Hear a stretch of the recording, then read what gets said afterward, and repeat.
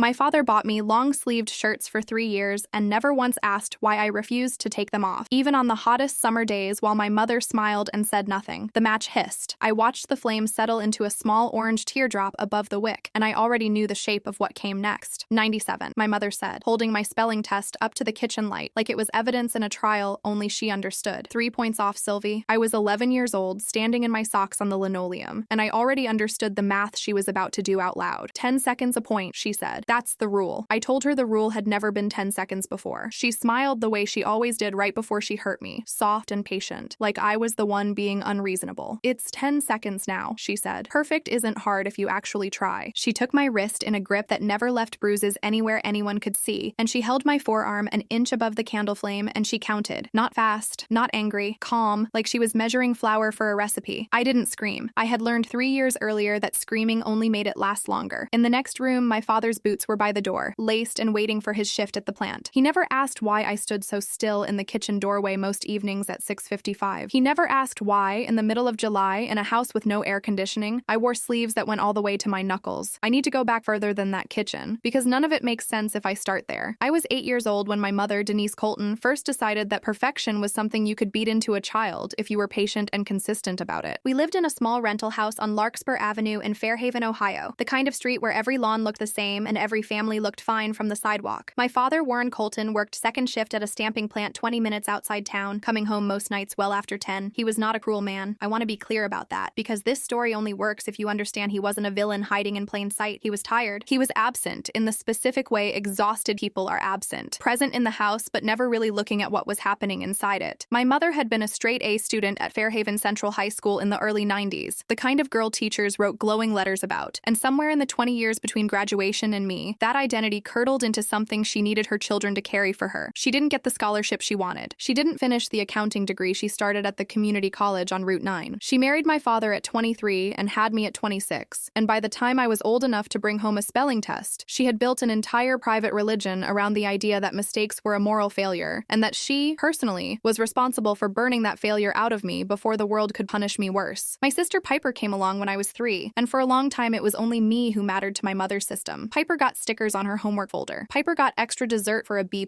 I used to think it was because Piper was younger, that maybe when she got older the same rules would apply to her too, and some small, ugly part of me almost wanted that, wanted someone else to understand what the kitchen felt like at 6:55. I'm not proud of that thought. I was a child trying to make sense of something that had no sense in it. The first incident I can point to now, the one that reads like foreshadowing if you know how the story ends, happened when I was 9. I brought home a report card with 5 A's and 1 A- in gym class. My mother sat me down at the dining table, the good one we only used for holidays, and she took out a red pen and circled the minus sign so hard the paper tore. "Do you know what an A- tells people?" she asked. "It tells them you stopped trying the second it got easy." I told her I got a 91 in gym because I sprained my ankle running the mile in April. She said excuses were for people who didn't actually want to be excellent. That night, she made me stand in the bathroom with the door locked while she inspected my ankle for what she called laziness bruising. There was no such thing, obviously, but she pressed her thumb into the still tender joint until I cried, and she told me the crying was proof I hadn't healed correctly, that I'd let it heal lazy instead of strong. I remember thinking, even at 9, that something about her logic didn't connect to anything real. I remember not having any language yet for what that feeling meant. By the time I was 10, the inspections had a name. My mother called it perfect check, and it happened almost every night at 6:55, 5 minutes before my father's boots hit the porch on his way out the door. She would go through my homework with a magnifying glass she kept in the junk drawer next to the birthday candles, checking for eraser marks, checking for pencil pressed too hard or too light, checking for anything that looked, in her words, unfinished in the mind. If she found something, the punishment came immediately, fast enough that my father's car would already be backing out of the driveway by the time it started, and gentle enough in its cruelty that it left almost nothing a stranger could see. She was careful. I understand now that the carefulness was the worst part, worse even than the pain itself, because it meant she had thought about this. She had planned it. This wasn't a mother losing her temper. This was a system, built and refined over years, engineered specifically to never leave a mark above the wrist or below the elbow, the two areas, she once told me almost proudly, that people actually look at. I tried to tell my father once. I was 10, and it was a Saturday morning, one of the rare mornings he was home and awake at the same time I was. I asked him, as casually as an 11-year-old girl can manage a question like that, whether it was normal for a person's hands to shake all the time. He looked up from his coffee, and for one second I thought he might actually see me. Then my mother laughed from the stove, warm and easy, and said I'd inherited her perfectionist streak, that I got myself worked up over nothing, just like she used to at that age. My father nodded like that explained everything, and he went back to his newspaper, and I went back to being invisible in the specific way that only children of monsters with good manners understand. I didn't try again for a long time after that. I had learned that the truth, spoken out loud in that kitchen, evaporated before it could land anywhere useful. There was another incident that spring, one I didn't understand the weight of until years later when I laid every memory out on a table for Detective Aguilar. My grandmother Ruth, my father's mother, came to visit for a weekend in April, driving in from Columbus with a suitcase and a box of store-bought cookies she always brought because she said homemade ones made my mother feel judged. Ruth had a habit of hugging tight and long, the kind of hug that presses a person's whole arm, and when she wrapped me up in the driveway that Saturday, I made a small sound I couldn't quite swallow fast enough. She pulled back and looked at my face, not my arm, my face, the way people do when they're checking whether a sound meant something. "You okay, baby?" she asked. My mother appeared in the doorway before I could answer, laughing lightly, saying I'd taken a hard fall off my bike that week, clumsy as ever, and Ruth looked at me a beat longer than the story needed before she let it go. I found out during the trial that Ruth had mentioned that weekend to my father afterward, told him something felt off about the whole visit, and he'd told her she was reading too much into a kid being sore from a bike accident. It was one more thread that could have been pulled, one more adult who noticed something and got talked back down into silence. I don't blame Ruth. She tried, in the small ways available to a grandmother who only saw us 4 times a year. I've thought a lot since then about how many small tries it takes to add up to nothing, when the person at the center of it all is skilled enough at redirecting concern. The shirts started that same year, though I didn't understand at first that they were a strategy. My mother took me to the Kohl's on Route 9 and bought me 4 long-sleeved shirts in the middle of June, and when I asked why, since it was already 85 degrees outside, she said my arms looked too thin, that she didn't want people thinking she wasn't feeding me. My father thought it was sweet. He started buying me long-sleeved shirts too, for Christmas, for my birthday, soft cotton ones from the outlet mall, and every time he handed me one, he'd say something like, "You can never have too many," and I would say thank you. And I would go upstairs and add it to a drawer that by the time I was 14 held nothing else. 3 years of long sleeves. 3 years of a father who bought me armor without once asking what I needed armor from. My father made $19 an hour at the stamping plant. Good money for Fairhaven, but not enough to let my mother stop working entirely. So 3 mornings a week, she drove 12 minutes to the dental office on Route 9, where she handled scheduling and billing for Dr. Okafor, a job she'd held since before I was born, and one she was, by every account I ever heard, genuinely good at. She kept the house immaculate in a way that impressed the neighbors, kept dinner on the table at 6 every night, regardless of what had happened at 6:55, kept birthday parties themed and decorated like something out of a magazine. From the outside, Denise Colton looked like a woman who had it together in every category that mattered. That performance wasn't separate from what happened to me. It was the same instinct, aimed outward instead of inward, the same need to control every visible surface until nothing looked wrong. I understand now that a house that clean and a mother that composed should have been its own kind of warning sign, though I don't say that to blame anyone who didn't see it. I lived inside that performance for years, and even I mistook it for safety more than once. By the time I was 11, the punishments had a rhythm I could set a clock to, which in a horrible way I suppose I did, since they always came right before my father left for work. The spelling test was not the beginning, it was simply the day everything sped up. Quick pause from the story. If you enjoy these stories, consider taking a listen to our Spotify show, linked in the description, for early access to new stories in better audio quality. Now back to the video. After the spelling test, something in my mother's system started to accelerate, and looking back now, I think it's because I was getting older. And older meant I was starting to ask questions with my eyes even when I didn't ask them out loud. Piper was 8 by then, and my mother had begun, almost as an afterthought, folding her into what she called family standards, though never with fire, not yet, only with the sharp comparisons parents use as scalpels. Look how neat your sister's handwriting is. Your sister never left her shoes in the hallway. I watched Piper start to flinch at things that hadn't hurt her yet, and I understood, with the particular clarity children develop under threat, that my mother was training 2 daughters at once, just on different timelines. The first real escalation came in September, 6 weeks after the spelling test. I brought home a 98 on a science quiz, the best grade in my class, and I actually let myself feel proud for about 4 minutes before my mother found the paper in my backpack. She didn't say anything about the 2 points. She didn't need to anymore. She simply set 2 candles on the counter instead of 1, and told me the second was for the attitude I'd apparently developed, walking around the house like I thought a 98 made me better than everyone else. I hadn't said a word about the grade to anyone. I'd barely let myself smile at it, but my mother had decided that pride itself was a kind of imperfection, maybe the worst kind, because it meant I thought I'd earned a rest. I stood very still while she lit both candles, and I told myself, the way I always did, that this was the last time, that surely there was a ceiling to this, a worst version of it that we had already reached. I was wrong every single time I told myself that. There was no ceiling. There was only the next floor down. By October, the counting had changed too. It used to be exactly 10 seconds a point, precise and almost mathematical, and there had been something in that precision I clung to, some sense that if I could just predict the punishment, I could survive it. Then one night, after a 94 on a history test, my mother held the flame closer than usual and stopped counting out loud. When I asked, my voice cracking, how many points that was supposed supposed to be, she said. However long it takes for you to understand. And I felt something in my chest go quiet and cold, because I realized the rules I'd memorized to survive her were rules she could change anytime she wanted. That was the fourth ceiling. I told myself it couldn't get worse than punishment without a countable end. I was wrong again. There was a parent-teacher conference that November too, one my mother insisted on attending alone, telling my father his shift schedule made it too complicated to rearrange, when really she just didn't want a witness in the room. My homeroom teacher, Mr. Delgado, mentioned to her that I seemed tired lately, quieter than usual, and asked if everything was all right at home. My mother, according to what Mr. A. Delgado told the investigator months later, teared up on cue and said things had been hard since her own mother's health scare that spring, that she worried she'd been distracted and that Sylvie had picked up on the stress. It was a lie built entirely out of nothing. My grandmother Colleen hadn't had any health scare at all, but it worked exactly the way it was designed to work. Mr. Delgado spent the rest of the semester being gentle with me in a way that had nothing to do with what was actually happening, patting my shoulder instead of asking harder questions. And my mother walked out of that conference having converted a teacher's concern into sympathy for herself. She was good at that particular alchemy, turning suspicion about her into pity for her, and she used it every single time someone got close to the truth. Around this same time, she started using my father against me in a different way. Not just his absence, but his approval, actively, as a weapon. If I flinched too visibly at dinner, she'd say, in front of him, "Sylvie's been so dramatic lately, haven't you noticed?" And he'd glance at me with mild concern that evaporated by the time he refilled his glass, because my mother always followed it with something reassuring, a joke about hormones, a comment about growing pains, something that let him set the worry down without ever picking it up in the first place. She was playing a long game with him too, I understand now. Every time she preemptively explained my behavior before I could explain it myself, she was building a version of me in his mind that would make anything I said later sound unreliable, dramatic, sensitive, a girl who cried easily. She was constructing my future testimony's rebuttal 3 years before I'd ever need to give testimony at all. The gym teacher noticed first, a woman named Ms. Halloway who taught 7th grade at Fairhaven Middle. It was late October, cold enough that most kids were rolling their sleeves down anyway, but I was the only one who never rolled mine back up, even during suicide sprints in a gym that ran 80 degrees by second period. She pulled me aside after class in November and asked, gently, whether everything was okay at home. I told her I bruised easily. It wasn't even a lie by that point. Not really, though the bruises weren't from clumsiness. She wrote something down. I found out much later, from Detective Aguilar, that Ms. Halloway had actually filed an informal concern with the school counselor that same week, a small paper trail that would matter enormously later, but at the time nothing happened. No one called my house. No one came to check. The concern sat in a folder while my mother invented something new to replace the candle, something she called furnace time, standing me in front of our living room fireplace in as little clothing as she could justify calling discipline, telling me the open flame built character the candle no longer could. There was a strange detail from that same December I didn't think about again for almost 2 years. I walked into my parents' bedroom looking for a stapler and found my mother sitting on the edge of the bed with a bank envelope in her lap, counting cash in 20s, her lips moving slightly the way they did when she checked my homework. She startled hard when she saw me, harder than the moment called for, and slid the envelope under a folded sweater in the nightstand drawer before I'd even fully registered what I'd seen. "Extra grocery money," she said. "Too fast, too bright. Don't mention it to your father, he worries about nothing." I didn't think much of it at the time. I had bigger things to be afraid of than an envelope of cash. But I remembered it, the way children remember odd, wrong-shaped moments even when they don't understand why. And it would come back to me with an entirely different meaning almost 2 years later, in a small conference room with sunlight cutting through half-closed blinds. I want to say I fought it. For a while I did. I want to say I kept telling people, kept trying doors that I thought might open. But somewhere around December of that year, something in me went quiet in a different way than fear. I started to believe her. 3 years of a woman telling you that pain is what you deserve will do that to a child's mind, will rewire what feels true. I remember standing in front of that fireplace in January, my 12th birthday only a few weeks behind me, and thinking, with a kind of flat, exhausted certainty, that I was simply a broken thing, and that broken things got fixed with fire, and that this was just what fixing looked like. There was one more escalation before the acceptance set in fully, and it's the one that still makes my stomach turn the most, because it wasn't aimed at me at all. In February of that year, I brought home a 93 on an English essay, lower than my usual range, and before my mother could reach for the candles, I told her, my voice shaking, that I wasn't going to stand for furnace time anymore, that I'd tell someone, anyone, if she lit it. She looked at me for a long moment, and then she smiled, the calm, patient smile I'd learned to fear more than anger, and she said, "Fine, then Piper goes first tonight instead, since apparently you think this family doesn't need consequences." My little sister was 7 years old. I remember the exact sound she made when my mother said her name, a small, startled intake of breath from the hallway where she'd been listening without either of us realizing it. I gave in immediately, the way my mother had known I would the second the words left her mouth, and I stood in front of that fireplace instead, grateful in a sick, twisted way that she'd let me trade places. That was the moment I understood with total clarity, that my compliance had never actually been about me at all. It was leverage she could point at Piper anytime mine started to waver. And once I understood that, real resistance stopped feeling like an option I had. That belief lasted almost a year, and it is the part of this story that is hardest for me to say out loud even now, because acceptance looks from the outside, almost like peace. I stopped flinching as visibly. I stopped trying to explain bruises to teachers. I got better grades, sharper and sharper. A 99 here, 100 there. Not because I wanted to please my mother, but because somewhere in that long, cold acceptance, perfection had become the only language I had left to speak to myself in. I was 13 when the ceiling I thought didn't exist finally showed itself as a lie in a different direction. I brought home a 99 on a math final, the highest score in the entire 8th grade, and instead of anger, my mother went quiet in a way I hadn't seen before. She looked at that paper for a long time. Then she said very softly, "1 point is still 1 point," and reached for the lighter with hands that, for the first time in 3 years, were shaking harder than mine. I told her calmly that I understood the rule and that I was ready. I don't know exactly when I started doing that, finishing her punishments before she started them, standing near the fireplace without being told, holding my own wrist out the way she used to hold it for me. I think some broken part of me believed that if I did it myself, it would hurt less, or mean less, or somehow put a wall between the part of me that was a daughter and the part of me that was a project she'd never finished. My mother, for the first time in 3 years, looked afraid of me. Not because I'd threatened her, because I'd become exactly what she built, and the finished version of that thing apparently frightened even her. She told me to stop. I remember the exact words. "Sylvie, that's enough. Put your arm down." I didn't. I looked at her and I said, "You said 1 point is still 1 point." And I watched something in her face crack open in a way I didn't understand yet and wouldn't understand for months. She didn't light anything that night. She left the room instead, and I stood by the fireplace alone, 13 years old, holding my own arm toward a fire nobody had lit, and some far-off, still alive part of me finally understood, dimly, that this was not what love looked like anywhere else in the world. A week later was the Fairhaven Middle School Spring Award ceremony, held in the gymnasium on the second Thursday of May, the kind of event with folding chairs and a podium borrowed from the auditorium and a banner that had been used every year since before I was born. I was named top of my grade, highest cumulative average across every subject, and Principal Renata Ibarra called my name over a microphone that crackled every time she leaned too close to it. I remember walking toward that stage feeling like I was walking through smoke, the good kind of lightheaded panic you get right before something enormous happens, though I didn't know yet how enormous this particular something would be. My father was in the 3rd row, still in his work clothes because he'd taken a rare early leave to be there. My mother sat beside him, and Piper, 9 years old now, sat on her other side, swinging her legs under the folding chair, the way kids do when they haven't yet learned to sit still through ceremony. I reached the podium. Principal Ibarra shook my hand, warm and firm, congratulating me on the highest average the school had recorded in almost a decade, and as she pulled my arm slightly to guide me toward the trophy table, my sleeve slid down past my wrist. I felt it happen before I understood what it meant, the cool gymnasium air hitting skin that hadn't seen daylight since I was 10 years old. Principal Ibarra's hand froze around mine. I watched her face change in real time, watched the practiced warmth of a school administrator collapse into something raw, something that looked almost like grief. She didn't let go of my wrist. She turned it gently toward the light, and the whole gymnasium seemed to go quiet in a ring outward from the stage, the way silence spreads through a crowd before most people even know what they're reacting to. "Sylvie," my father said. I heard his chair scrape backward against the gym floor, heard it clatter, heard 3 years of not looking collapse all at once behind a single syllable of my name. He was standing now, and even from the stage I could see his face doing something I had never seen it do, a kind of horror that had nowhere left to hide behind. He was finally seeing what had been on my arms the entire time he'd been buying me shirts to cover them. 3 years, stacked in careful rows from wrist to elbow, some old and silver white, some newer and still an angry pink, a private history he had funded the concealment of without ever once asking what it was hiding. My mother moved before anyone else could. She came up the side steps fast, faster than I'd ever seen her move, and she reached the stage saying, loud enough for every parent in that gymnasium to hear, "She does this to herself. She's been struggling for a while. We've been getting her help." It was the cleanest lie I had ever heard her tell, delivered with total conviction, the same calm voice she used to count seconds over a candle. And then, to prove her own point, or maybe just out of pure animal panic, she grabbed my arm to hold it up as evidence, and the motion tore open a scar that hadn't fully closed from 3 weeks earlier. Blood came fast, soaking through the sleeve she had bought me herself, dripping onto the stage in front of 200 parents and a school board member who happened to be filming the ceremony for the district website. The last thing I remember before the room tilted sideways and went dark was Piper's voice, high and cracking, cutting through the noise from the 3rd row. "Mom made me watch," she said. "She said I'd be next." I woke up in a hospital bed at Fairhaven General with fluorescent light pressing against my eyelids, and my father sobbing quietly in the corner chair, his hands pressed flat against his own face like he was trying to hold something in that had already gotten out. A woman I didn't recognize stood near the door in a gray blazer, holding a clipboard, and she introduced herself as Wayne Castellanos, a county social worker assigned to my case as of that afternoon. I remember thinking, even half-conscious, that Wayne was an unusual usual name for the woman standing there. And it wasn't until later I learned Wayne was actually her last name, Benita Wayne, and everyone at the hospital had just started calling her by it out of habit. She told me, gently but without softening the words, that my mother was not allowed near me, not in the hospital, not on the phone, not through my father, my grandmother, or anyone else who might try to carry a message on her behalf. A no-contact order had already been filed that afternoon by a judge doing emergency intake, and it would hold until a hearing could formally review it. A forensic photographer came in an hour later, a quiet, careful man named Desmond Cruz, and he photographed every mark on both my arms while a nurse held my hand and told me I was safe now, a sentence I didn't fully believe yet, but wanted to. I stood as still as I could while the camera clicked, feeling something strange happen inside my chest, watching 3 years of shame get relabeled, click by click, as evidence. Down the hall, I learned later, a police officer sat outside a separate room where my mother was giving her own statement, still insisting, according to the notes that would eventually become part of the case file, that I had a history of harming myself for attention, and that she'd simply been trying to protect the family's privacy by not making it public. Of course, she flipped the script the moment she got caught. She had spent 3 years building a version of reality where I was fragile and unreliable, and now that reality was the only shelter she had left, so she moved into it fully, without hesitation, the way you'd run into a house during a storm. Over the following 9 days, I gave investigators everything I had. Dates I still had memorized down to the season, the exact drawer in the kitchen where she kept the birthday candles, and the specific brand, unscented vanilla, because scented ones, she'd told me once, gave her a headache. Detective Paulo Aguilar, a broad, quiet man who spoke to me like I was someone worth being patient with, told me that my memory, cold and specific and almost clinical in the way I recited it, was exactly the kind of testimony that put people like my mother away for a long time. A search warrant executed on Larkspur Avenue 3 days after the ceremony confirmed nearly everything I'd said. The candles were still in the cabinet, half burned down, 3 different colors from 3 different years. The lighter was still in the drawer beside them, and in a shoebox at the back of my mother's closet. Investigators found something I hadn't even known existed, a folder of my old graded homework going back to when I was 8 years old. Every red mark circled twice in her handwriting, some pages annotated in the margins with notes to herself. Needs more discipline. Getting soft, watch this one. She had kept a paper trail of her own cruelty, methodically, for years. The same careful documentation instinct that made her so good at hiding the punishments turned, in the end, into the evidence that would help convict her. Piper's forensic interview happened 2 weeks after the ceremony, conducted by a specialist named Bonnie Ruiz in a small, brightly painted room at the County Children's Advocacy Center that was designed to look nothing like an interrogation room, all soft chairs and stuffed animals and a box of tissues within easy reach. I wasn't allowed in the room, obviously, but Arabella Moore, the assistant county prosecutor assigned to our case, played the recording for me weeks later with my father's written permission, once I was old enough under county policy to be told what my sister had said. Piper described, in a small, careful 9-year-old voice, being made to stand in the doorway during furnace time starting when she was 7, being told this is what happens when you stop trying, being told more than once that she was next in line once I got, in my mother's words, too old to fix properly. Hearing that recording, sitting in Arabella's office with a cup of water going warm in my hand, I felt something sharper than any of the physical pain I'd carried for 3 years. I had spent so long believing I was protecting Piper simply by absorbing everything myself, and it turned out my mother had never planned to stop with me at all. I had only ever been first. Word moved through the extended family fast after the ceremony, the way it always does, in fragments and rumors long before anyone had the actual facts. My mother's lawyer, a heavyset man named Milton Cho who took the case within days, began quietly reaching out to relatives with a different version of events, one where I was a troubled teenager engaging in self-harm for attention, where my mother was a devoted parent being persecuted by an overzealous school administrator with a personal vendetta. I found out about these calls from my Aunt Renee, my mother's younger sister, who phoned my father in tears not to accuse him but to warn him, saying Milton had called her twice already, fishing for anything that might paint me as unstable. I blocked every unfamiliar number after that. Arabella told me the smartest thing I could do was stay almost completely silent outside the investigation itself, let the paperwork and the physical evidence speak instead of my own exhausted voice, because anything I said publicly could be twisted, clipped, repurposed by Milton Cho into something that served my mother's narrative instead of the truth. So I did what I had always done best under pressure. I built my case the same exact way my mother had built her punishments, with total obsessive precision, one specific detail stacked on the next. I sat with my father at the kitchen table, the same table where the red pen had once torn through an A-, and we laid out 3 years of report cards beside 3 years of pediatrician visit records, beside the gym class absence excuses my mother had written herself, each one a small, deniable lie that, stacked together, formed a pattern no reasonable person could look at and call coincidence. The preliminary hearing landed on a cold, overcast morning in late November, 7 months after the award ceremony, in a Fairhaven County courtroom with wood paneling that made everything smell faintly of old varnish. I sat at the prosecution table in a navy blue cardigan my Aunt Renee had bought me specifically for the hearing, long-sleeved, though for the first time in 3 years the sleeves felt like my own choice instead of a wound I was hiding. I did not look at my mother once, not when when she was brought in, not when she sat down at the defense table 20 feet away with Milton Cho murmuring something low and reassuring into her ear. When Arabella called me to the stand, I placed my scarred hand flat on a Bible that felt heavier than it looked, and I described in the same flat, precise voice Detective Aguilar had once told me would matter, the exact arithmetic of a punishment system that had lived, invisible, inside four walls on Larkspur Avenue for 3 years. 10 seconds a point. 2 candles for pride. However long it takes for you to understand. The courtroom went completely silent when Arabella played a clip from the school board's own recording of the awards ceremony. My own recorded voice, 13 years old, saying, "Calm as anything, you said 1 point is still 1 point," right before I held my own arm toward an unlit fireplace. Milton Cho tried the self-harm angle exactly the way Arabella had warned me he would, asking whether it was possible I had caused these injuries myself, whether it was possible I resented my mother's discipline and had exaggerated its severity in my own mind. I answered each question the same way I'd answered Detective Aguilar 9 months earlier, tying every single scar to a specific grade, a specific date, a specific candle color, until the pattern became so exact and so undeniable that Milton Cho finally sat back down without asking anything else. Then Piper's recorded forensic interview played for the court, her small voice describing furnace time and the threat that she would be next. And I watched 2 jurors in the gallery, brought in only for the preliminary phase, put their hands over their mouths at almost the exact same moment. Judge Renata Espinosa, a stern, silver-haired woman who had clearly seen a great deal in her career and was visibly moved anyway, extended the no-contact order through trial and scheduled the trial itself for 3 months out, the following February. My mother stared at me from the defense table for the entire 90 minutes I was on the stand, trying, I think, to catch my eye the way she used to catch it right before lighting a candle, looking for some old, obedient version of me who would look back and flinch. I never gave her that. I kept my eyes on Arabella, or on the judge, or on the wood grain of the witness box itself, anywhere that wasn't my mother's face, and I understood, walking out of that courtroom into the cold November air, that this particular kind of power she'd held over me for 3 years had finally, completely run out. 6 weeks later, in early January, Detective Aguilar called our house with a tone in his voice that told my father something had shifted before he'd even said a word. My mother, out on bail with strict conditions, had violated the no-contact order again, this time not directly but through a cousin of hers named Farah I'd genuinely never met, who had reached out to me through a fake social media account with a message claiming my mother just wanted to explain her side before it was too late. Arabella wanted the violation formally entered into the record before the February trial, another brick in a wall that was quietly becoming impossible for Milton Cho to argue around. Then, only 2 days after that call, Arabella phoned again, her voice lower and more careful than I'd heard it before, and told my father she needed to see both of us in person before the end of the week, that it wasn't something she could explain properly over the phone. My father asked if it was bad news. Arabella said it depended entirely on how you looked at it, and that answer sat in our kitchen like a held breath for the rest of that night. We met her Friday afternoon in a small conference room at the county prosecutor's office, sunlight cutting through half-closed blinds across a table stacked with case files, and Arabella slid a single folder across to my father without opening it herself first. Inside was a printout of banking records the fraud division had pulled during an unrelated audit of my mother's part-time bookkeeping job at a dental office on Route 9, records that had nothing to do with the abuse case directly, but had been flagged and cross-referenced once investigators realized whose name was attached to the account. For 3 years, alongside the punishments, my mother had been quietly siphoning small amounts from the dental office's petty cash and patient copay reconciliations, never more than $60 or $70 at a time, careful and consistent in exactly the same way she'd been careful and consistent with the candles, building a private fund that by the time investigators traced it, had grown to just over $11,000 sitting in an account under her maiden name. Arabella explained that the money itself wasn't the point. Not really. Not compared to what had happened to me and Piper. The point was the pattern underneath it. The same woman who told me pain-built character had been quietly stealing from her employer for years, small and deniable. Exactly like the punishments, exactly like the shirts, exactly like every lie she'd told a room full of parents in a gymnasium. It confirmed something I think I'd already understood without having language for it. My mother's need for control wasn't really about perfection at all. It was about a woman who had never forgiven herself for the life she didn't get, quietly building small, secret proofs that she was still smarter and more capable than everyone around her believed, no matter what it cost the people closest to her to fund that belief. I told Arabella sitting in that conference room about the envelope of cash I'd seen 2 years earlier, about the way my mother's lips moved when she counted it, about don't mention it to your father, he worries about nothing. Arabella wrote it down carefully, and later she told me that small, unprompted detail became useful in a way I hadn't expected, corroborating the timeline the fraud division had already reconstructed from bank records, showing the skimming had been happening for at least 2 years longer than the initial audit suggested. My father sat very still through the whole explanation, and when Arabella finished, he asked the only question that seemed to matter to him in that moment, his voice low and strange. Did she need the money? He asked. Did we not give her enough? Arabella told him gently that this wasn't about need. Dr. Okafor's office had never once been late on my mother's paycheck, and our family, while not wealthy, had never gone without. The money wasn't survival. It was something else. Some private ledger my mother kept against a world she felt had shortchanged her, and taking small amounts nobody would ever notice was, in its own way, the exact same crime as the candles. Both were about proving, quietly and repeatedly, that she still had power over something. My father put his head in his hands for a long moment in that conference room, and I understood he wasn't grieving the money at all. He was grieving how much of his wife he had apparently never actually known. The trial began the second week of February, in the same wood-paneled courtroom, with a jury this time instead of a preliminary panel. I testified again, more fully, walking 12 strangers through 3 years the way I'd walked Arabella through them a dozen times in preparation. Methodical, unhurried, refusing to let my voice shake even when Milton Cho pushed harder than he had in November. My father testified too, and it was the hardest thing I ever watched him do, sitting in that box admitting, in front of a jury and a courtroom gallery that included 2 reporters from the county paper, that he had bought me long sleeves for 3 years and never once asked the question that might have ended everything sooner. His voice broke on the word sooner. I watched him say it, and something in me that had been braced against him for months finally, quietly, loosened. He wasn't a villain either. He was a man who had failed at the one job that mattered most, and he was finally willing to say so out loud, in public, at real cost to himself. And there is a specific kind of grief in watching your father become brave 3 years too late. Piper did not have to testify in person, thanks to a hardship accommodation Arabella fought for, and the recorded interview was played instead, her small voice filling the courtroom a second time, and I watched several jurors take notes with hands that weren't entirely steady. My mother took the stand in her own defense on the 4th day, and this was the moment the entire courtroom had been waiting for without quite knowing it. The moment her carefully built story finally met an audience that hadn't lived inside her house for 14 years. She was calm at first, composed, describing herself as a devoted mother who had perhaps used old-fashioned discipline methods her own mother had used on her, nothing worse than that. Then Arabella began asking about the $11,000, about the dental office, about a pattern of quiet, careful taking that ran parallel to every year of the abuse, and I watched my mother's composure begin to fracture in front of 12 strangers, the exact same way it had fractured in front of me the night I held my own arm toward an unlit fireplace. She raised her voice for the first time in the entire trial, insisting the money was unrelated, insisting I was exaggerating, insisting Piper had been coached, and Judge Espinosa had to ask her twice to lower her voice and answer only the question she'd been asked. It was the unmasking Arabella had promised me back in November would eventually happen on its own, without anyone forcing it, simply from my mother's own inability to stop overreaching even when overreaching was the only thing left that could hurt her. Before Arabella called me for that final moment on rebuttal, Milton Cho made one last attempt to soften what his own client had just done to herself on the stand, asking my mother directly whether she loved her daughters. She said yes, immediately, her voice cracking in a way that might have moved a jury who hadn't just watched her lie about $11,000. I did everything for them, she said. Everyone wants to make me the villain, but I was trying to make sure Sylvie never failed at anything the way I did. It was the closest she ever came, in 3 years and a full trial, to admitting the truth of her own motive out loud, and I watched 2 jurors exchange a look that told me they'd heard exactly what she meant by it, that her daughter's perfection had always been about her own old, unhealed failure, never really about me at all. You said 1 point is still 1 point, I told her, when Arabella finally allowed me a moment on rebuttal to respond directly to something my mother had claimed on the stand, that I'd never once objected to her methods as a child. I believed you. That was the whole point of it. You needed me to believe you so completely that I'd do it to myself, and I did. For a year I did it to myself so you wouldn't have to. I paused and Arabella didn't stop me, so I kept going. You wanted a daughter who never failed so you could feel like you never failed. I'm not her. I never was. I was just a kid who got good at hiding what you did to me, and hiding it isn't the same thing as being perfect. It's just quiet. The courtroom was silent in the specific way it had been silent in that gymnasium, and my mother, for the first time since I'd known her, had absolutely nothing to say back. The jury deliberated for 6 hours over 2 days and returned a conviction on all major counts, including felony child endangerment, 3 separate counts tied to years of documented abuse, and an additional charge related to the falsified petty cash reconciliations that the state folded into the same proceeding once the pattern of deception became legally relevant to sentencing. Judge Espinosa handed down a sentence of 14 years at the State Women's Correctional Facility in Marysville, with the possibility of parole after 9, a number that felt both enormous and somehow too small the moment I heard it read aloud, though I understand now that no number would have felt exactly right, because there is no sentence that returns 3 years of childhood. My father gripped my hand so tightly when the verdict was read that I could feel his pulse through his palm, faster than I'd ever felt it, and Piper, sitting on his other side in a dress our grandmother Ruth had bought her for the occasion, didn't cry at all. She just watched our mother being let out through a side door by a bailiff, watched with the same plain, steady attention she'd bring to almost everything in the years that followed, and said quietly enough that only I heard it, "Okay, now we can go home." The aftermath moved slower than the trial had, the way real life always does after the cameras and the courtroom drama fade into paper paperwork and quiet, difficult days. My father sold the house on Larkspur Avenue that spring, unable to keep living in the kitchen where a candle had been lit so many times, and he and Piper and I moved into a smaller rental across town, closer to my grandmother, my father's mother, a sharp, steady woman named Ruth who had been kept at arm's length by my mother for years, and who, once the truth came out, showed up at our door within a week with casseroles and a fierce, uncomplicated love that neither Piper nor I had experienced much of before. Family split cleanly down a line none of us had drawn on purpose. My mother's sister Renee stayed close to us, quietly furious at herself for not seeing more sooner, showing up to school pickups and birthdays with the guilty devotion of someone trying to make up for lost time. My mother's own mother, my grandmother Colleen, chose differently, visiting my mother in Marysville every month and telling anyone who'd listen that the whole thing had been blown out of proportion by an ambitious prosecutor and an ungrateful daughter, a betrayal that cost my father the last relationship he had left on that side of the family, and that, honestly, I've made a kind of uneasy peace with, because some people will always choose the comfortable lie over the difficult truth, and you cannot make someone see something they've decided in advance not to look at. Dr. Okafor, my mother's employer of 11 years, reached out to my father that spring in a way none of us expected. He'd cooperated fully with the fraud investigation, handed over every record the county asked for without hesitation, but he also quietly, without any obligation to do so, offered to cover Piper's and my counseling costs for the first year through a small hardship fund his practice kept for staff emergencies, technically stretching the definition of staff to include us since my mother's employment was what had triggered the discovery in the first place. My father tried to refuse it twice before accepting, and I remember him telling Ruth afterward that it was strange how sometimes the people with the least reason to help you turn out to be the ones who actually do.